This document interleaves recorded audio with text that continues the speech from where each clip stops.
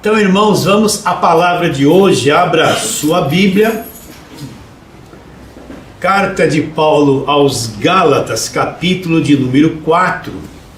Nós ainda estamos no verso 4 a 7. Gálatas, capítulo de número 4, versos 4 a 7. Já faz pelo menos umas 5 lives que nós estamos nesses versos. Vou ler o verso 4.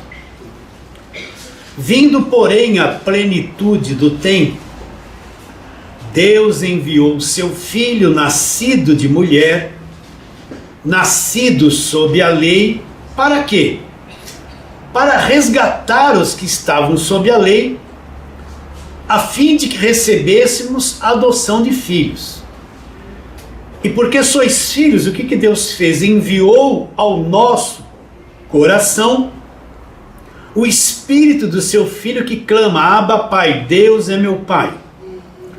De sorte que já não és escravo, porém filho. Olha lá. De sorte que você não é mais escravo. Vou falar isso com calma. De sorte que você não é mais escravo. Não tem nada mais que te escraviza. Porém filho. E sendo filho, você é um herdeiro por Deus.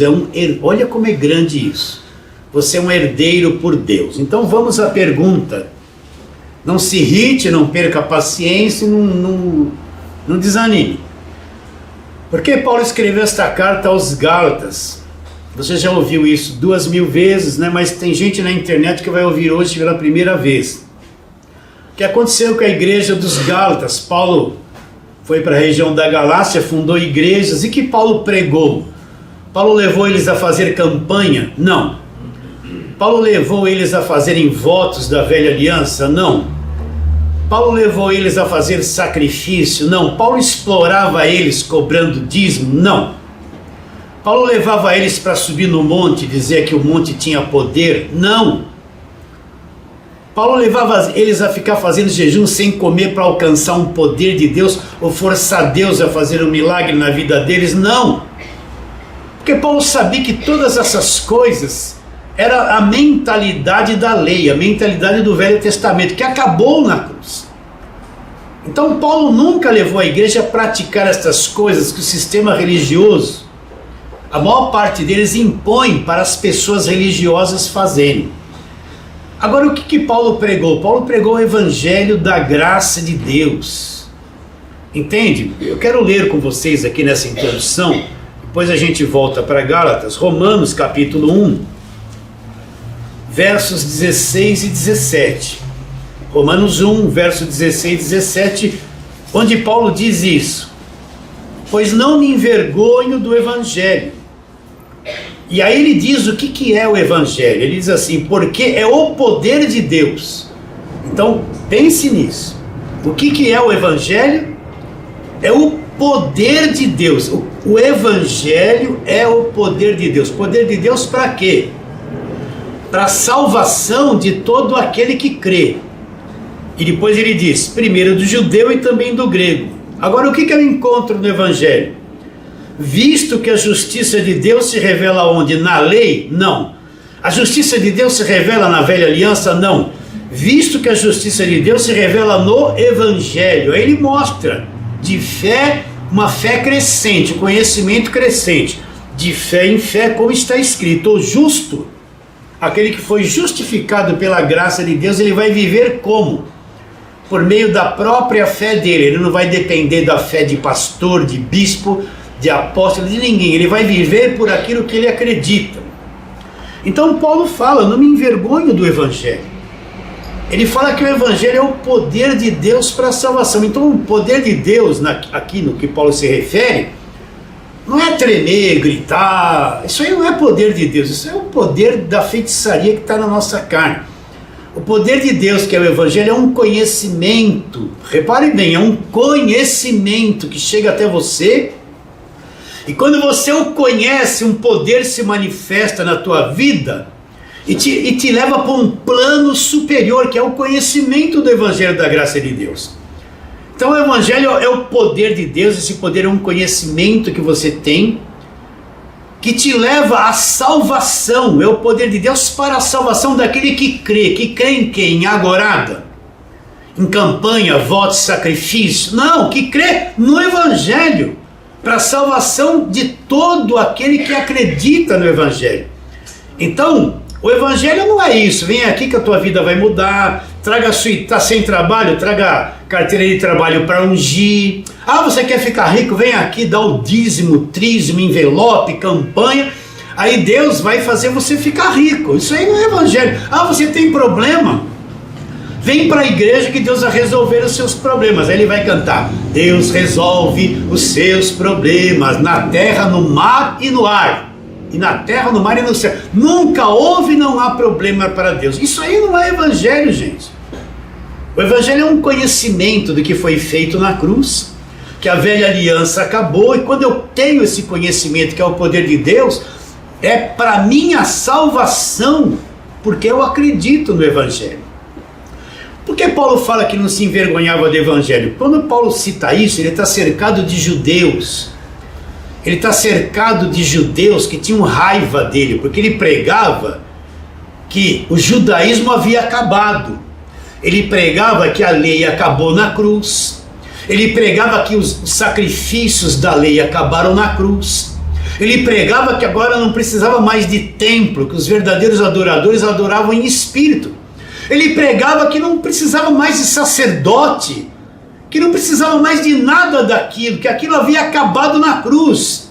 E ele está cercado de judeus que olhavam para ele com raiva e julgavam que ele era um falso pregador, um herético, e queriam matar ele. Então ele está cercado de uma grande oposição. No meio de tudo isso ele está ali oprimido, ele conhece a verdade, ele sabe que é a verdade.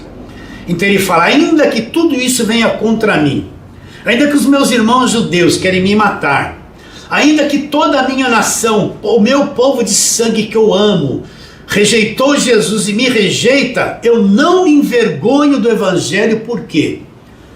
Porque ele sabia que o Evangelho, aquele que começou depois da cruz, era o poder de Deus que havia se manifestado. Você entende isso? Ele não se envergonhava de falar: a lei acabou, os sacrifícios acabaram, a velha aliança acabou na cruz. Ele não se envergonhava. Depois que Cristo morreu e derramou sangue, começa-se a nova aliança no sangue dele. Ele não se envergonhava. Todo o sistema religioso era contra Paulo. Até alguns dos apóstolos, como Tiago, que falou que a salvação era por obras e não era só por fé, também era contra Paulo, porque não entendia o que Deus havia revelado para Paulo.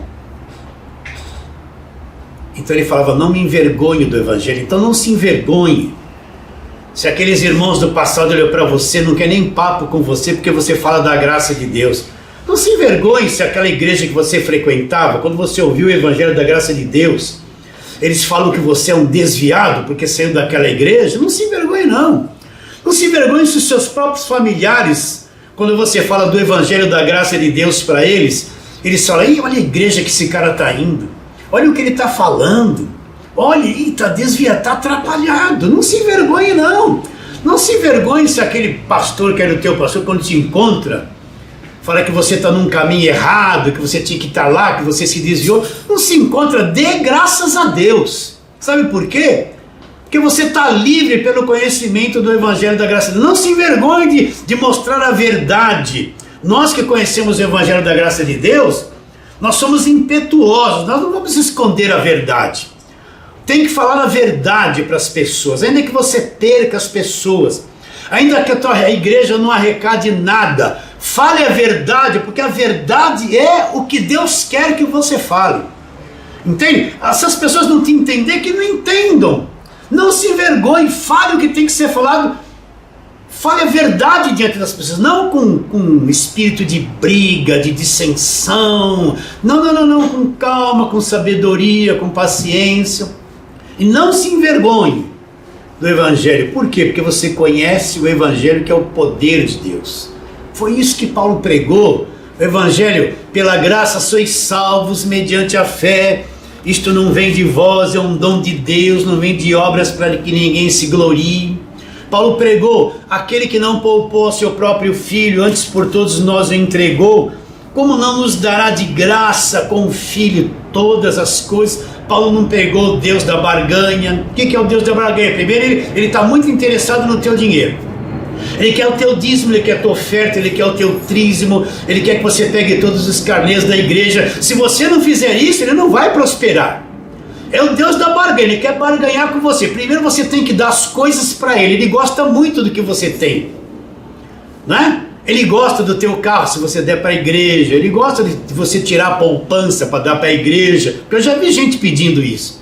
Ele gosta, e se você não der, você está debaixo de maldição. Por quê? Porque ele tem muito interesse nas tuas coisas, ele gosta do teu dinheiro. Se você não der, como é que ele vai te abençoar? Esse é o Cristo que o sistema apresenta, é o Cristo da barganha. Para você receber alguma coisa de Deus, primeiro você tem que dar para ele. Boa medida, recalcada, sacudida, você tem que dar tudo que tem. Vocês estão entendendo? Para a igreja você tem que dar. Aí Deus vai avaliar se você deu. Aí se aí deu mais, eu vou dar mais para ele. Aquele não deu, aquele não tinha nada para dar, está desempregado, está debaixo de maldição. Não vou dar nada para ele. Não é nada disso, isso não é o evangelho. Não é o evangelho da graça de Deus, é o evangelho que apresenta um Deus de barganha, um Deus interessado nas coisas que as pessoas têm para obter tudo delas. Foi isso que Paulo pregou. Paulo pregou a verdade. Entende? E em Gálatas capítulo 1, Paulo fala o quê?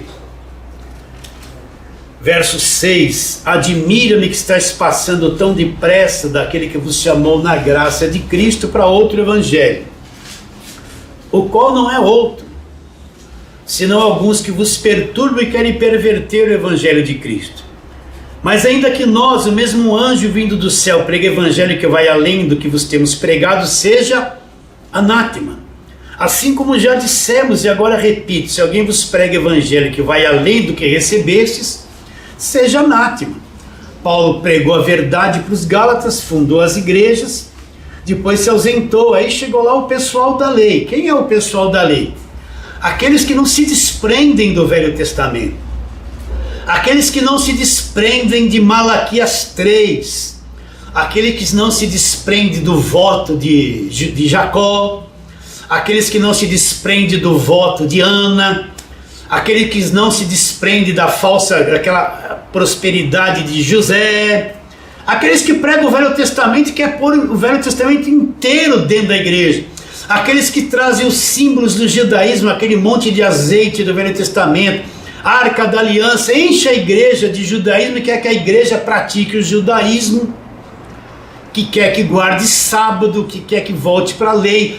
A mentalidade deles é Velho Testamento. Essa gente entrou na igreja dos Gálatas e disseram o que para os Gálatas? Olha, essa graça que Paulo prega não é só isso não, você tem que crer em Jesus, mas você tem que se voltar para a velha aliança, guardar sábado, se circuncidar, praticar o judaísmo, somando o judaísmo com aquilo que Cristo fez na cruz. Os dois juntos é que vão te salvar.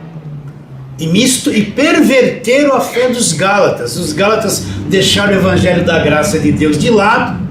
É o que mais você vê hoje, o que mais você vê nas igrejas da televisão. Deixaram o evangelho da graça de Deus de lado. O que eles fazem, esses pregadores da televisão? Deixaram o evangelho da graça de Deus de lado. Vocês enxergam isso comigo ou só eu que vejo isso? Deixaram.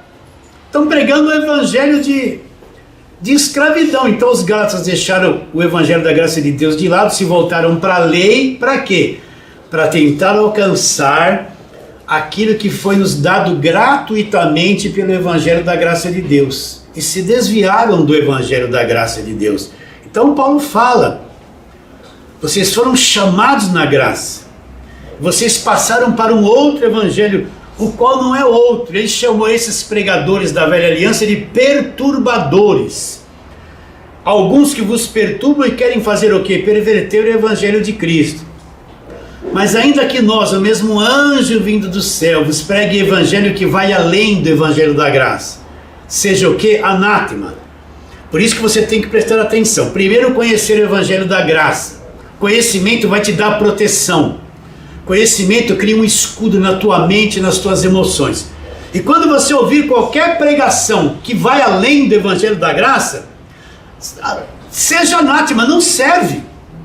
Você está entendendo? Não interessa se aparece alguém na televisão num templo lá com 10 mil pessoas. Quando ele aparece lá dando agorada, fazendo campanha, né? Água do Rio Jordão, não é o Evangelho da Graça, está ultrapassando, seja anátema. Quando eles aparecem lá oferecendo rosinha, põe um copo com água em cima da televisão que você vai ser curado, traz uma camisa com um nó do avesso, nós vamos desatar o nó, tua vida vai desamarrar. Está ultrapassando, seja anátema. Por isso o fator principal é conhecer o que é o Evangelho da Graça de Deus. Esse conhecimento cria um escudo que vai te proteger de todo engano, de toda enrolação, de tudo aquilo que é falso. Está bem claro isso na tua mente, meu irmão, minha irmã? Você que nos acompanha aí no YouTube, está bem claro isso na sua mente? Então, Paulo vai escrever essa carta para quê? Para nos desprender da lei, nos desprender da prática do judaísmo, para mostrar que tudo aquilo acabou na cruz e que nós estamos num novo testamento, nova aliança. Deus não se relaciona mais comigo baseado na lei, aquilo acabou. Deus se relaciona comigo agora baseado na nova aliança, no Novo Testamento. Essa é a forma com que Deus se relaciona com a igreja. Até que chegamos no capítulo 4, já há algum tempo. Vamos ler de novo, verso 4. Vindo, porém, a plenitude do tempo, Deus enviou o seu Filho, nascido de mulher. Tudo isso nós já pregamos. Nascido debaixo da lei, sob a lei, para fazer o que lá? Resgatar os que estavam sob a lei, a fim de que recebêssemos a adoção de filhos. Já explicamos isso na live passada. Agora Paulo diz, e porque eu sou filho, o que Deus fez? Porque eu sou um filho, Deus enviou o meu coração para dentro de mim o Espírito do seu Filho que clama, Abba Pai, eu descobri, Deus é meu Pai. E porque sou filho, o que Deus fez? Ele já fez, presta atenção. Porque eu sou um filho, Deus vai pôr uma garantia dentro de mim. Ele enviou no meu coração o Espírito do seu Filho. Quem é o Espírito de Jesus Cristo? É o Espírito Santo. Então o dia que eu criei em Cristo de verdade, nascido de novo, fui salvo, simultaneamente, é uma coisa assim, simultânea. Quando eu fui salvo, instantaneamente, Deus vem e põe dentro de mim o Espírito Santo. Ele me sela com o Espírito Santo da promessa. Então esse pensamento que eu sou crente, eu tenho que buscar o Espírito Santo, eu vou num culto de busca do Espírito Santo, eu vou no culto do Espírito Santo, não existe. Eu estou buscando alguém com uma mentalidade de que esse alguém está fora de mim, e ele é rápido, porque eu preciso buscá-lo sem parar. Toda semana na igreja tem um culto de busca do Espírito Santo, e a pessoa cria uma mentalidade que o Espírito Santo está fora dela, está longe dela, ela sempre tem que estar atrás dele. Cadê o Espírito Santo? Eu vou lá na igreja que eu vou buscar. Aí depois ela vai no culto do busca do Espírito Santo, vou falar assim para ela, vai dando glória, glória, fica fazendo assim, vai dando glória, irmão, vai dando glória, aí agora, pula, levam eles a um estado emocional sem sentido nenhum. Eles vão pensar que é aquilo que é Espírito Santo. Mas na semana seguinte tem outro culto do Espírito Santo, que já só saiu dele, aí ele tem que ir de novo lá, para fazer a mesma coisa. Isso parece bom, verdadeiro, mas isso é uma coisa enganosa. Aquilo que acontece com eles é mais um estado emocional depois de muita música, muita gritaria. O Espírito Santo não é emoção. Todos quantos foram cheios do Espírito Santo não ficaram lá, sapato de fogo, canela de fogo, gritando, se entortando, rodando. Todos os homens da nova aliança cheios do Espírito Santo foram sábios, se firmaram no Evangelho da Graça de Deus, foram inteligentes, tiveram um comportamento bom. Ninguém ficou falando besteira, ninguém explorou ninguém enganou ninguém se meteu com a política. Não. Eles eram enfiados no Evangelho da graça de Deus e pregavam a verdade do Evangelho da graça de Deus. Então você, quando você foi salvo, nasceu do alto, se tornou um filho de Deus, Deus pôs dentro de você o Espírito Santo, porque sou filho, Deus enviou ao meu coração o Espírito do seu Filho. Então vamos à palavra, abra aí, vai para frente, Efésios capítulo de número 1, Gálatas, Efésios capítulo de número 1, vamos ler versos 13 e 14. Depois de Paulo falar sobre a predestinação, as bênçãos dos lugares celestiais, nós somos redimidos, Deus convergiu todas as coisas em Cristo, nós somos feitos herança para Deus. Aí depois do verso 13 ele fala assim: em quem também vós, depois que vocês ouviram a palavra da verdade. O que é a palavra da verdade na mente de Paulo? É a velha aliança? Não, olha o que ele fala. O evangelho da vossa salvação. Depois que vocês ouviram a palavra da verdade, a palavra da verdade é o evangelho da vossa salvação, tendo nele também crido, fostes o quê? Selados com o Espírito Santo da promessa, o qual é o penhor. Esse Espírito que nos selou é o penhor da nossa herança até o resgate da sua propriedade. O que é esse selo do Espírito Santo? Se eu fosse pentecostal, eu ia dizer assim: não, você tem que falar em línguas. Línguas. Só que as línguas de Atos 2 não eram estranhas.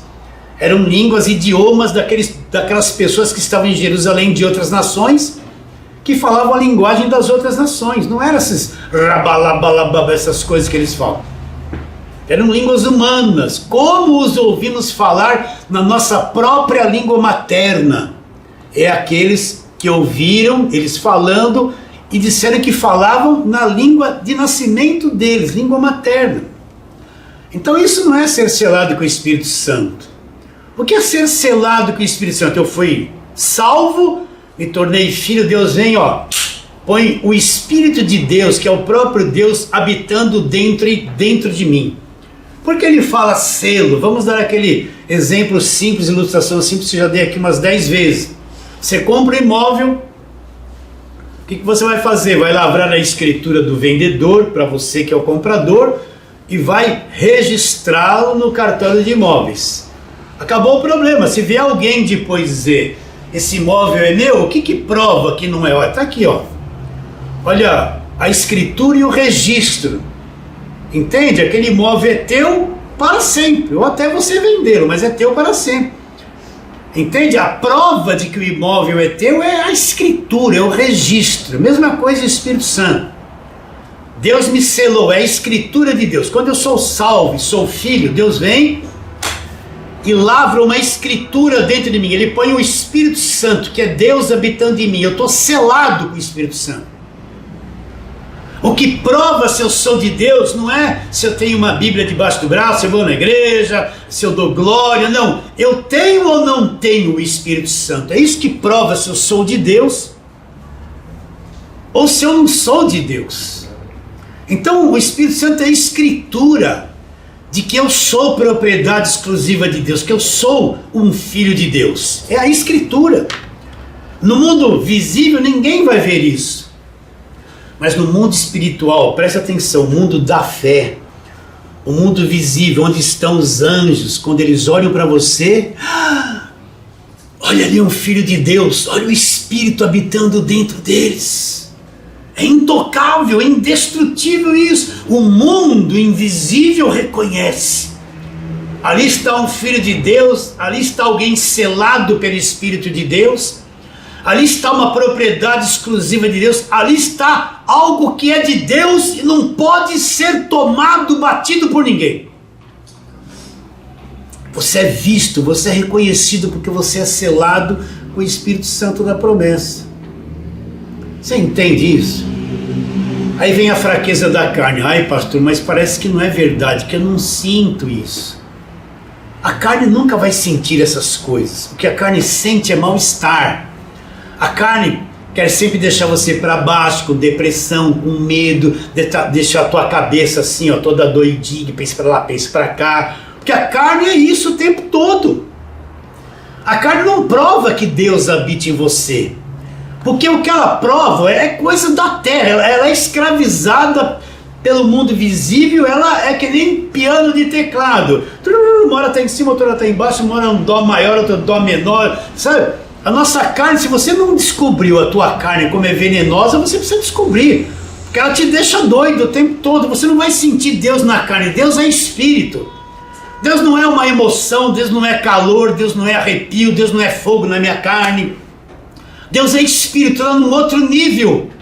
Eu me relaciono com Ele porque eu nasci de novo, estou num outro nível. Eu o adoro porque eu adoro Ele em espírito, não é a carne não adora Deus. Então a fraqueza da carne, ela quer que você descreia. Por quê? Porque a carne quer sentir Deus, ela quer sentimentos bons. Ah, eu quero ficar alegre, eu quero alegria. Ai, Deus me dá alegria, né? Ai, meu Deus. E aí você vai ler, transformou a minha tristeza em alegria lá no Salmo, porque era um cara da alma. Uma hora estava alegre, outra hora estava triste. Deus não é emoção, fé não é sentimento. Olha para mim. Fé não é se sentir bem. Eu conheço um monte de gente que se sente bem, está afundada, não crê em nada. Se sente bem. Fé não é o tá, ai que alegria, glória a Deus. Isso não é fé. Amanhã você acorda sem sentimento, você acorda afundado. Vem na igreja domingo, aleluia, glória a Deus. Acorda segunda-feira meio deprê, odiosa, inferno. Né? Porque os sentimentos acabaram, o sentimento do louvor de domingo acabou. Segunda-feira você acorda sem ele e parece que Deus te largou. Eu não sinto essas coisas, mas pela fé Ele está vivo dentro de mim. Fé não é emoção, é convicção que eu tenho da verdade. Então se é uma coisa que você tem que desconfiar é do que você sente. Não seja governado pelas tuas emoções, não seja governado pelos teus sentimentos, não seja governado por essas coisas. Pode ser até sentimentos bons, a gente avalia assim. Ah, eu estou sentindo uma coisa boa, é de Deus. Estou sentindo uma coisa ruim, é do diabo. Não! Não confie nem em sentimentos bons, porque eles te levam a um erro maior. Quantas pessoas confiaram em sentimentos bons e se afundaram, se relacionaram com pessoas, com coisas que destruíram a sua vida porque o sentimento era bom. Os sentimentos você tem que anulá-los, seja bom ou ruins, porque eles não provam que Deus está em você. O que prova é o que está escrito. Então Deus habita em você pelo Espírito Santo. Eu não sinto, pastor, o senhor não sente? É pela fé, eu sei que Ele está em mim. Eu tenho convicção disso. Tem hora que eu acordo também de segunda-feira atravessado, né, com o estômago meio assim, né, meio zonzo, né? Ainda mais você que... Bom, e eu vou fazer 66, eu já estou ficando velho, hein? Haja, né? Haja paciência. Então o que acontece com o velho? O velho não dorme muito. Muita gente vai ser liberta. Não é o demônio que te acordou às 4 horas da manhã, nem Deus te acordou às 3 para orar. É que a natureza de quem já passou 200 dorme pouco. Eu não sei que você não entrou nessa mudança metabólica, física que a gente entra, né? Então quando eu falei acordar cedo, eu vou dormir o quê? 11 horas da noite? 4 horas da manhã eu estou cansado de dormir. Às vezes é 12h30 eu estou acordando. Estou cansado de dormir, durmo pouco. Acontece assim com você que já está no Zenta também, não é? E às vezes eu acordo lá umas 3 horas da manhã atravessado, queria dormir um pouquinho mais. Aí os supersticiosos, o demônio, o que Deus quer falar comigo? O que Deus quer falar comigo? Ele me acordou para orar. Não, é um ataque do diabo. Eu estava sonhando lá que eu estava em aflição, é um ataque do demônio. Vou ligar o pastor, eu acordei 3h30 da manhã, e estava com uma onde estar. O que é isso? É um ataque do diabo? O senhor tem alguma revelação para mim? Os doidos, são os doidos. Não, você acordou porque é tua carne mesmo. Você comeu uma pizza, tomou uma Coca-Cola no domingo, comeu lá metade de uma pizza, ficou, né? Vai acordar meio com enxaqueca. Eu já fiz muito isso no passado, agora não como mais essas coisas. Aí, não, eu acho que foi o ataque do diabo enquanto eu dormia. Não é tua carne mesmo. De vez em quando alguém manda assim, haja paciência. Pastor, eu tive um sonho com isso, com aquilo. Eu falei, meu irmão, Isso é pior besteira. Se você der crédito para isso, está dando crédito para besteira. Deus fala com a palavra. Teu sonho está na palavra? Não. Então, é tua carnona mesmo. Vocês entendem? Então a nossa carne, ela não prova que o Espírito Santo está em você. O que prova é isso aqui. Isso aqui é Espírito. Eu tenho convicção nisso, assim é na minha vida. Se eu creio que Ele está dentro de mim, está. A palavra não pode falhar, ainda que eu me sinta mal, ainda que eu não me sinta bem, ainda que eu fique resfriado, ainda que me dê dor de barriga, Ele está em mim. Eu não ando mais por emoções, não ando mais pela minha carne, eu ando pelo meu homem interior, pelo meu espírito, e meu espírito é convicto na verdade.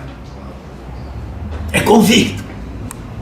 Eu não ando mais por essas coisas, demora anos para amadurecer, mas a minha carne não me engana mais. Quantas vezes acontece com você também? Eu estou assim, olho para uma pessoa, aí minha carne fala assim, ih, essa pessoa fala, pode parar minha carne. Eu não vou julgar essa pessoa não, às vezes eu estou entrando no Bergamini. Bergamini é que eu moro do lado, eu não faço compra de mesa, eu vou lá e compro os picadinhos. Então eu vou lá, direto. Estou assim com o carrinho, aparece um na minha frente, né? Um meio gordinho, uma meia gordinha, tudo travado aqui, não dá para passar, ele vai assim, ó. Parece, sabe aquele Mr. Magoo que não enxergava nada? Ele não percebe que está travando o trânsito todo do mercado, ele está assim. Aí ela para ver uma coisa, larga o carrinho no meio, não dá para passar aqui, nem aqui. Aí ela vai ver a coisa. Opa, saí aqui. Aí eu vou me irritar e julgar a pessoa, falo, não. Ficar quietinho aqui, a minha carne vai ser crucificada aqui agora, não vou nem pensar mal dela, nem me irritar, nem achar que eu tenho o direito de passar rápido. E se fosse eu que estivesse passando ali? Não atrapalharia a mesma coisa? Né? Olha só o que aconteceu comigo. Abre aí uma aspa. Eu estou lá no Bergamini, eu pego o carrinho e vou embora. Quando eu chego lá no meio, esse carrinho não é meu, tá não é meu. Aí eu voltei lá e tinha uma senhora com o meu carrinho procurando dela. Mas antes disso, o que aconteceu? Um dia trocaram o meu carrinho e eu fiquei bonzinho porque fizeram a mesma coisa que eu fiz. Eu me irritei. Aí quando eu troquei, falei, você também trocou. Não se irrite mais. Obrigado, Deus, a disciplina vem, né? Vocês estão entendendo? Não deixa nem isso entrar mais na tua mente, que a tua carne quer julgar todo mundo. Eu vou ter que abrir essas coisas. O marido olha para a esposa, ela fez uma coisa, ou pôs um pouquinho de sal na comida ou menos, ou fez alguma coisa que ele queria chegar em casa e não queria aquilo. Então ele chega já atravessado. Aí olhou, a esposa não tá do jeito que eu queria. Primeira coisa, ele já entra amarrado, né? E não reclama, viu aquilo que tá errado e fala, minha carne, você fala pra tua carne, nem você vai falar, carne, você tá amarrado. Não vou me irritar com a minha esposa, eu não sei o dia que ela passou, a perturbação que ela teve com as crianças, eu chego resmungando. É a carne, você já descobriu a tua carne como é maligna? Quer encontrar o diabo? Olha pra tua carne. Aí o diabo em pessoa, na tua carne. Nesse gênio ruim. Vocês estão entendendo? Então, nós vivemos por fé. Leva essas coisas à morte, é uma prática diária. Agora eu não sinto que o Espírito está em mim, mas ele está porque a palavra diz que está. E eu creio na palavra, eu sou convicto. Tá claro isso? Então quando eu me tornei filho, Deus enviou ao meu coração o Espírito do seu Filho. Agora eu posso dizer com convicção, Deus é meu Pai, Abba Pai, Deus é meu Pai, eu sou filho de Deus. O Espírito está dentro de mim. É a escritura de Deus dentro de mim. Eu não preciso falar em línguas, não preciso gritar, eu não preciso dar glória, não preciso me entortar, não preciso sapatear, eu não creio em canela de fogo, não existe sapato de fogo na Bíblia, porque onde está escrito no Novo Testamento, canela de fogo e sapato de fogo, não existe, eu não creio em nada disso, eu creio numa coisa, ele está em mim e acabou, está escrito. Selado com o Espírito Santo da promessa. Vamos para outros textos, vamos lá, primeira carta de Paulo aos Coríntios, são versos que vocês devem ter marcado na sua Bíblia, de tanto que eu já falei sobre eles, mas primeira carta de Paulo aos Coríntios, capítulo de número 3, e olha que Coríntios era uma igreja pentecostal, e não sabia que o Espírito estava dentro deles, que coisa, né? Para não tomar muito tempo, vamos lá, versos 16 e 17. 1 Coríntios 3, verso 16 e 17. Não sabeis que sois santuário de Deus e que o Espírito de Deus habita aonde? Em vós. Se alguém destruir o santuário de Deus, o que Deus vai fazer? Deus o destruirá, porque o santuário de Deus, que são vocês, é o quê? Sagrado. Você é sagrado para Deus. Então Paulo está dizendo, vocês não sabem que vocês são um santuário de Deus e que o Espírito de Deus habita em vós? O que Paulo diz?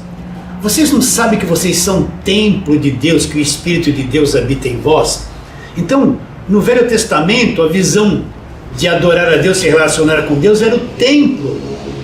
Era o templo de Salomão. Aquele templo.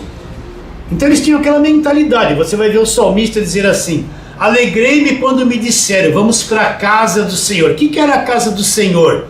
Ele ficava alegre quando ele ia no templo, porque ele achava que Deus morava lá. Ele não tinha noção que Deus no futuro habitaria dentro dele. Então a visão de Deus do Velho Testamento precisava um lugar, primeiro o tabernáculo e depois um templo. E eles iam lá para encontrar com Deus, que eles achavam que lá era a casa de Deus. Agora isso foi transferido para a igreja também. Eles acham que ir no lugar entre quatro paredes é a casa de Deus. Eles acham que o templo de Salomão é a casa de Deus, que a igreja que é prédio é casa de Deus, que Deus habita lá. Então eu vou lá na casa de Deus. Errado! Na nova aliança não existe templos, não existe construções. Construções é coisa desta vida. Na nova aliança o templo de Deus são pessoas. Deus fez de nós o verdadeiro santuário. Deus habita dentro de nós, por isso que a verdadeira adoração é dentro de nós, no nosso espírito. Adoração não é ficar cantando música, adoração não é subir no monte ou ir para Jerusalém para adorar como a mulher samaritana achava. Adoração, eu posso adorar a Deus em qualquer lugar, dentro de um metrô, de pé, andando no meio da multidão. Eu posso ali adorar a Deus, posso estar dirigindo adorando a Deus, posso estar comendo sem estar cantando nada, de shorts e camiseta em casa, e não é pecado, e adorar a Deus mastigando em espírito, porque Deus está dentro de mim, Ele fez de mim o verdadeiro santuário. Por isso que a igreja é o templo de Deus. O lugar de adoração é dentro de você, não depende de música, de dança, de mexer corpo, de levantar a mão, de sair fumaça, de luzes, de telão, não depende de nada. Isso é coisa do sistema, mas não é coisa de Deus. Você é a igreja. Quando nós nos reunimos, como estamos aqui, nós somos o templo reunido, a igreja reunida. Nós temos a verdadeira adoração, comunhão com Deus, comunhão uns com os outros. Você está entendendo isso? Então Paulo fala, vocês não sabem que vocês são o santuário de Deus. Então o Espírito não está fora de mim. Eu não estou buscando o Espírito Santo. Se você for ler as cartas de Paulo, ele nunca disse, busque bastante o Espírito Santo. Ele nunca afirmou que eu tenho que buscar o Espírito Santo, porque o Espírito Santo está dentro de mim. Agora ele orientou que eu posso procurar dons. Os dons não é o Espírito Santo, ele que dá, mas não é o Espírito Santo. Você tem convicção que Deus está dentro de você agora? E se você estivesse sentindo com dor de barriga, alterou alguma coisa? Não. E se você está cansado, é assim, ó, né? Alterou alguma coisa? Não. E se você nessa semana, uma coisa deu errado, um dinheiro que você tinha que ganhar, perdeu, alterou alguma coisa? Não.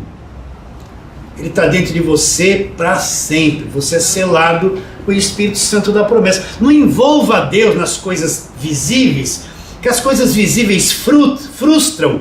A gente pensa que Deus falha, ou Deus deixou de fazer, ou é castigo de Deus, porque eu associo Deus com esse monte de coisinha complicada, humana que a gente tem. E Deus está muito acima disso. Deus está no Espírito.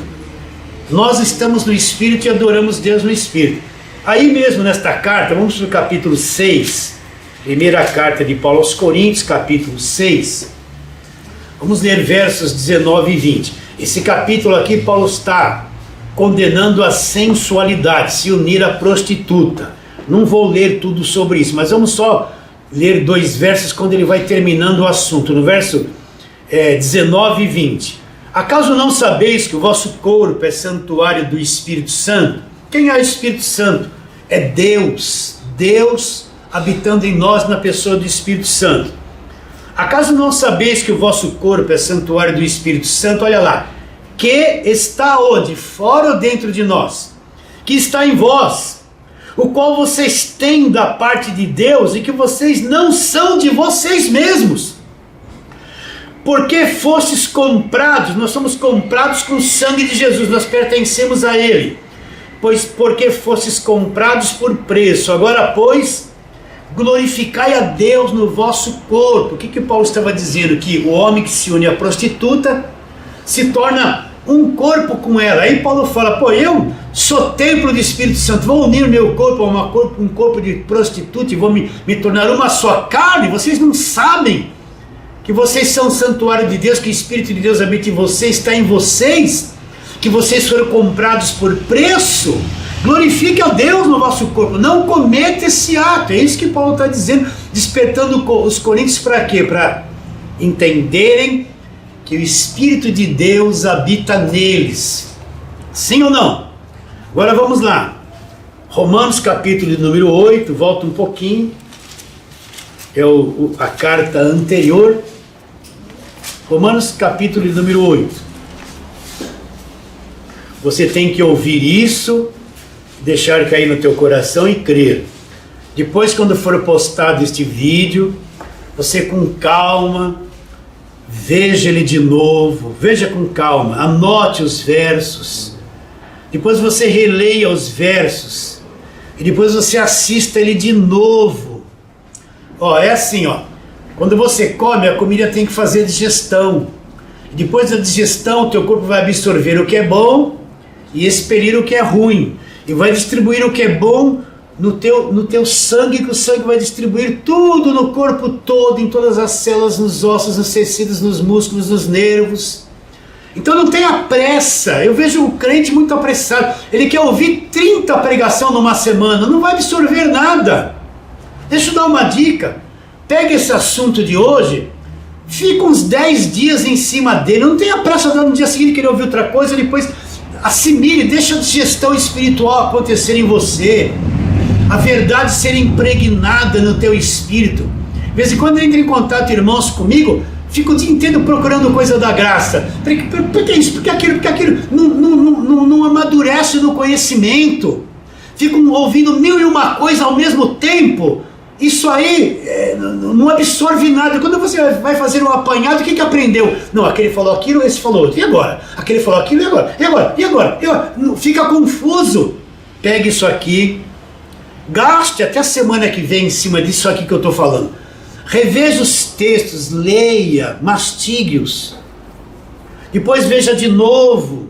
Vai preparando o teu espírito para o próximo verso da semana que vem.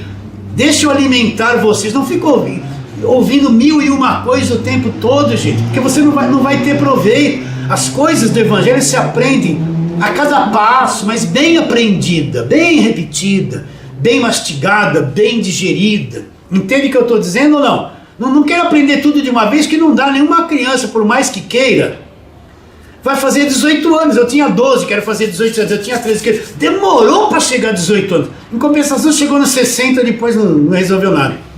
Então você não vai ter uma idade madura, ansioso, desesperado. Não vai. Você tem que ter equilíbrio, aprender com calma, deixar a verdade tecer o teu espírito e amadurecendo. Agora tem que ter um tempo para se alimentar durante a semana. Faça isso. Então, Romanos capítulo de número 8, depois que Paulo fala que não há mais condenação, ele vai falar do que é andar na carne, no espírito. Ele fala que a carne pende para as coisas da carne, o espírito pende para as coisas do espírito. E aí no verso 8 ele vai dizer assim: portanto os que estão na carne não podem agradar a Deus. Aí ele diz: vós porém não estáis na carne, mas no espírito, se de fato o Espírito de Deus habita em vós. Se alguém não tem o Espírito de Cristo, olha, se de fato o Espírito de Deus habita em vós, o Espírito de Deus quem é? Olha lá, se alguém não tem o Espírito de Cristo, é o Espírito de Cristo. Esse tal não é dele. Então, o que prova que eu sou de Deus? Eu tenho o Espírito ou não tenho o Espírito? Estou selado com o Espírito ou o Espírito não habita em mim? Então, o que prova que eu sou de Deus é se eu tenho o Espírito ou não. Se alguém não tem o Espírito Santo, não tem o Espírito de Cristo, essa pessoa não pertence a Deus. Vocês estão vendo como isso é sério? Por quê? Porque todo filho é selado com o Espírito. Todo filho tem a garantia dentro dele que é o Espírito Santo. Todo filho é o verdadeiro templo de adoração. Todo filho é a verdadeira igreja. Se eu não tenho o Espírito, nada disso é real para mim. Nada disso é real para mim. Então vou ler de novo. O verso 9. Vós, porém, não estáis no Espírito. Vós, porém, não estáis na carne, mas no Espírito, se de fato o Espírito de Deus habita em vós. Se alguém não tem o Espírito de Cristo, esse tal não é dele. Agora, olha o que ele fala do nosso corpo. Ó. Se, porém, Cristo está em vós, como é que Cristo está em mim? No Espírito. Ah lá, o corpo, na verdade, está morto por causa do pecado. O que está vivo em mim na ótica de Deus? Com letra minúscula, mas o Espírito é vida por causa da justiça. Então o que o Paulo está explicando?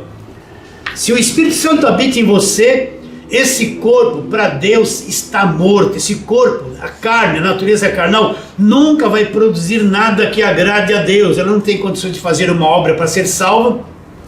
E na ótica de Deus é um corpo morto, assunto encerrado. Deus trata com o teu homem interior. Deus trata com o teu espírito.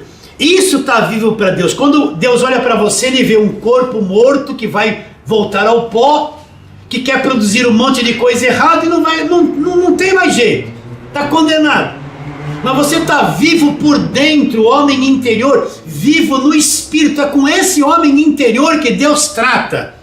Você adora a Deus com o homem interior, com o Espírito, onde o Espírito de Deus habita em você. Então esse corpo está morto, por isso que esse corpo tem sintomas, tem sentimentos, ele quer coisa errada, ele é uma máquina de produzir coisa errada, desavença, dissensões, facções, bebedice, glutonaria, discórdia, briga, feitiçaria, idolatria. A tua carne está morta o tempo todo atrás disso, está morta, o corpo está morto por causa do pecado, mas o espírito, o homem interior é vida por causa da justiça. Qual a justiça? A justiça que vem da cruz. Está claro isso na tua mente? Estamos indo? Agora a primeira carta de Paulo aos Coríntios, vai para frente, já é a próxima carta. Vamos ler o verso 12, capítulo 2, verso 12. Primeira carta de Paulo aos Coríntios 2:12. Vamos ler desde o verso 7, né? Desde o verso 6. 1 aos Coríntios 2:6. Entretanto, expomos sabedoria entre os experimentados. Que sabedoria é essa lá? Não, porém, a sabedoria deste século, nem dos poderosos dessa época, que se reduzem a nada. Então Paulo está falando de uma sabedoria que estava oculta e que foi revelada, que é o Evangelho. Mas falamos da sabedoria de Deus em mistério, outrora oculta, a qual Deus preordenou desde a eternidade para a nossa glória. Então, o que Paulo está pregando? Uma sabedoria oculta, que estava oculta, mas Deus predestinou para a nossa glória. Sabedoria essa que nenhum dos poderosos desse século conheceu. Então, para aí. Toda aquela gente religiosa, sábia religiosamente, não conheceu isso que Paulo pregava, não conheceu essa sabedoria. Sabedoria essa que nenhum dos poderosos desse século conheceu, porque se a tivesse conhecido, ela jamais teria crucificado o Senhor da glória. Como está escrito, ela não passa pelo corpo, essa revelação. A sabedoria não passa pelo corpo. Nem olhos viram, nem ouvidos ouviram, nem jamais penetrou em coração humano que Deus tem preparado para aqueles que o amam. Ou seja, o conhecimento do Evangelho não passa pelas sensações do corpo, não passa pelo aquilo que eu cheiro, por aquilo que eu vejo, não passa. O meu corpo nunca vai ter revelação do Evangelho, não serve para nada. Mas como é que Paulo ficou sabendo desse mistério que estava oculto e que agora foi revelado? Olha lá, verso 10. Mas Deus não revelou pelo Espírito, porque o Espírito a todas as coisas perscruta, até mesmo as profundezas de Deus. Porque qual dos homens sabe as coisas do homem, senão seu próprio Espírito que nele está? Assim também as coisas de Deus ninguém as conhece, senão o Espírito Santo, o Espírito de Cristo, o Espírito de Deus. Ora, presta atenção, isso aqui é uma dinamite, gente, isso aqui é uma bomba atômica espiritual. Ora, nós não temos recebido o Espírito do mundo. O que, pastor? É isso. Nós não temos recebido o Espírito do mundo. Então existe um Espírito no mundo? Sim. Não é isso que nós recebemos. E sim o Espírito que vem de Deus. Para que eu recebi o Espírito que vem de Deus? Para que eu fui selado com o Espírito Santo? Para que eu recebi o Espírito de Cristo? Para que conheçamos. Para quê? Para que conheçamos o que por Deus nos deu o quê? Nos foi dado gratuitamente. Então por que eu recebi o Espírito Santo? Eu fui selado, eu sou santuário de Deus, tudo isso, por quê? Agora Paulo fala, para que conheçamos. Presta atenção no que eu estou dizendo, olha aí, domina a tua mente aí, presta atenção. Por que eu recebi o Espírito que vem de Deus? Para que eu conheça, para que conheçamos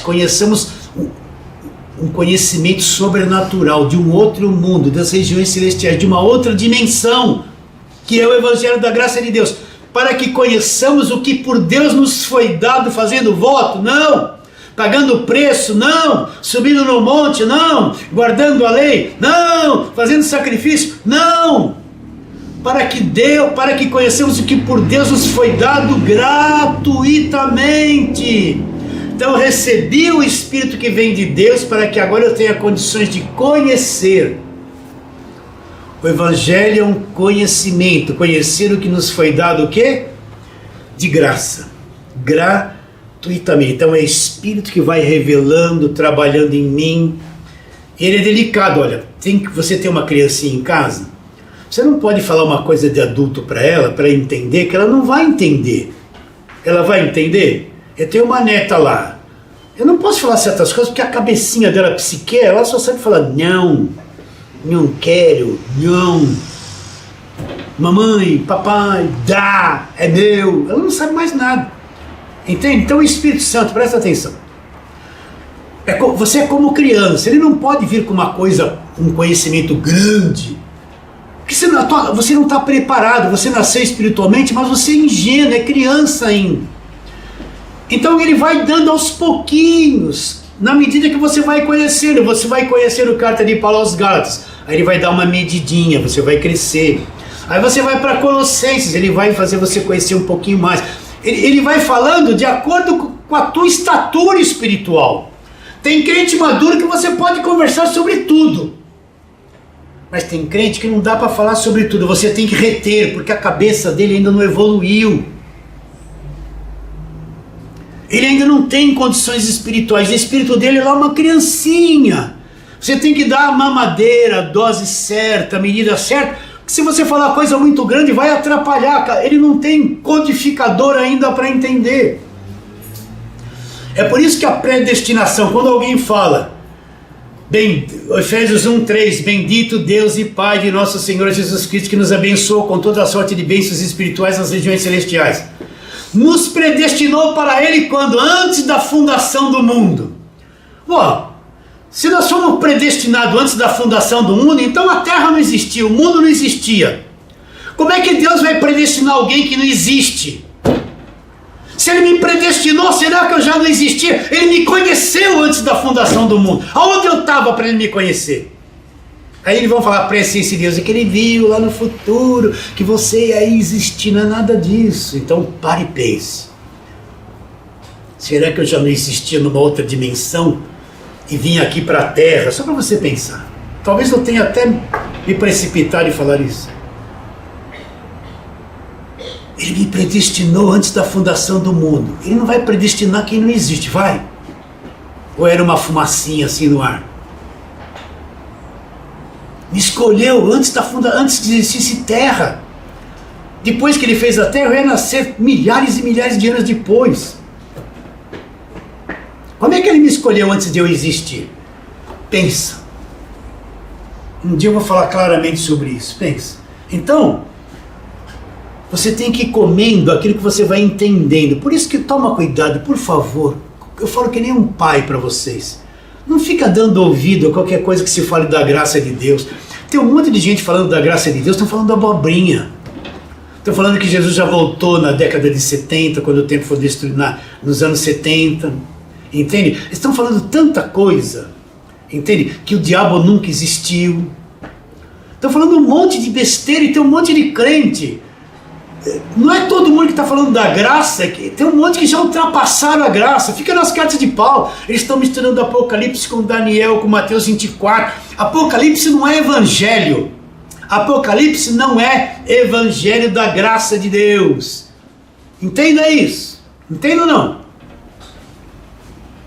Então, calma, cuidado com quem você ouve, mesmo que fala que está da graça de Deus, porque a tua cabeça pode estar confusa. De vez em quando eu recebo umas perguntas confusas, eu falo assim, esse aí está escutando um monte de gente ao mesmo tempo. Né? Eles estão dizendo assim, quando você morre, você já vai ser aperfeiçoado instantaneamente. Não vai. O seu corpo vai ser ressuscitado. Você vai ser salvo em espírito, mas sem corpo. Quando Cristo vier, vai haver a ressurreição de todos os corpos. Aí você vai ter um corpo glorificado. Vocês estão entendendo ou não? Então tem um monte de gente na graça falando um monte de coisa. Cuidado. Então, fique com aquela comidinha, só mastiga aquilo. Deixa a comida que você come se transforma em você.